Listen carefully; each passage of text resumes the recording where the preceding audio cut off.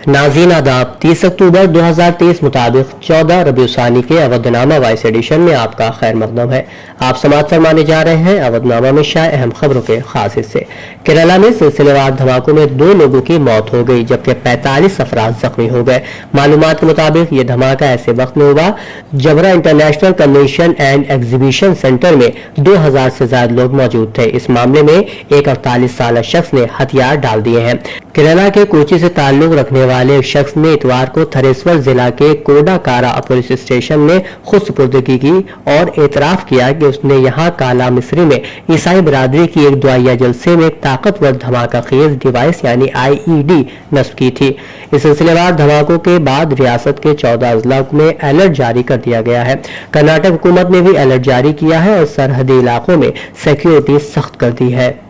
Israel ने गजा में Al-Quds अस्पताल को खाली करने की धमकी देने के चंद घंटों बाद ही उसके आसपास के इलाके पर बमबारी करके कई इमारतों को खंडर बना दिया जबकि एक मुसाफिर बस को भी निशाना बनाया गया है। गुज़िश्ता 23 रोज के दौरान इसराइली हमलों में शहीद होने वाले फिलिस्तीनियों की तादाद 8000 से ज्यादा हो गई जबकि 20,000 के करीब लोग जख्मी हैं। फिलिस्तीन की मज़ाहमती तंजीम हमास के अल-क़साम ब्रिगेड ने इसराइल की खुफिया जौहरी तंसीबात के इलाके पर रॉकेट दागने का दावा किया है। इसराइल मीडिया ने तस्दीक की है कि फिलिस्तीन की मुजाहिमती तंजीम हमास ने दिमूना में रॉकेट दागे हैं, ताहम कोई जानी नुकसान नहीं हुआ है।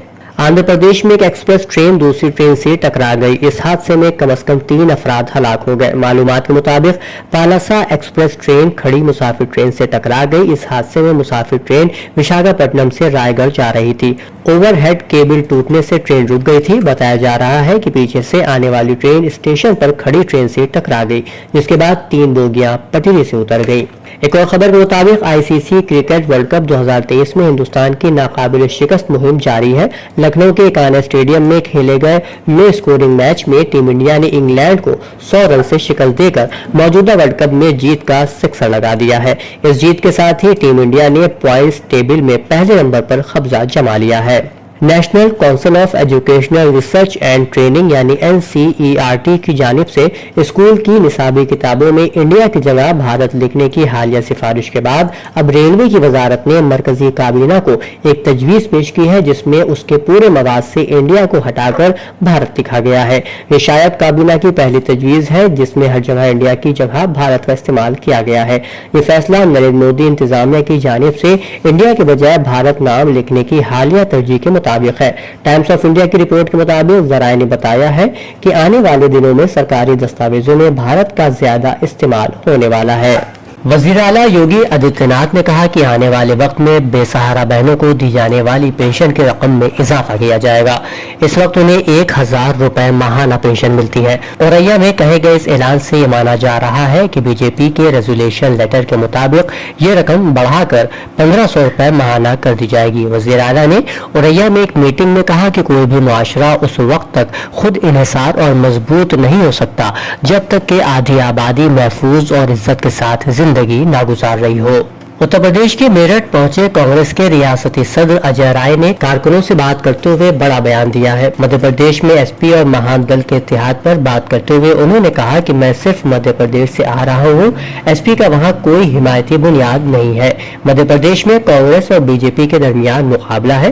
कांग्रेस न सिर्फ मध्य प्रदेश बल्कि 5 रियासतों में भी इलेक्शन जीतेगी। कांग्रेस उत्तर प्रदेश की 80 में से 80 लोकसभा सीटों पर इलेक्शन लड़ने के लिए तैयार है। इत्तेहाद के मुस्तकबिल के सवाल पर अजय राय ने कहा कि आला कमान वहां होगी, कौमी क़यादत फैसला करेगी कि किसके साथ इत्तेहाद करना है और किसके साथ नहीं। उत्तर प्रदेश में हंगामी हालात में शहरी दिफा और लोगों को बचाने के लिए पुरज़्म योगी हुकूमत ने ब्लैक आउट मॉक ड्रिल करने का फैसला किया है। उत्तर प्रदेश शहरी दिफा महकमे की जानिब से ब्लैक आउट मॉक ड्रिल 30 अक्टूबर को मुनक्किद किया जाएगा। बचाव के हंगामी तरीकों का मुजाहरा भी शाम 6 बजे से 8 बजे तक government jubilee inter college city station पर बड़े पैमाने पर किया जाएगा।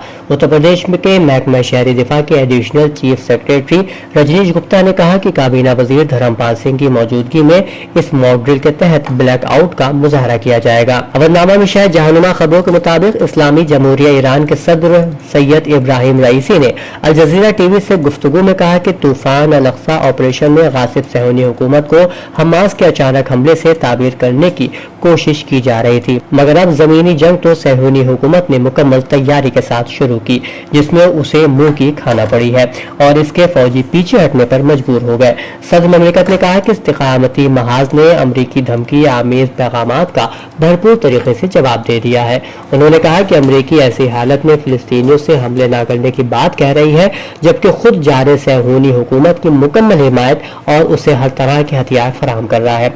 सदर ममलिकत सैयद इब्राहिम रईसी ने अमीर कतर शेख तमीम बिन हमद बिन खलीफा आल सानी से टेलीफोन पर गुफ्तगू में फिलिस्तीन के मजलूम कौम की हिमायत के अमली तरीकों के बारे में तबादला ख्याल किया। बाखबर अमरीकी ज़राए ने 5 अमरीकी ओहदेदारों के हवाले से इंकिशाफ किया है कि सदर जो बाइडन की इंतजामिया इसराइल पर दबाव डाल रही है कि वो गजा की पट्टी में एक बड़ा जमीनी हमला करने के अपने मंसूबों पर नजर सानी करे।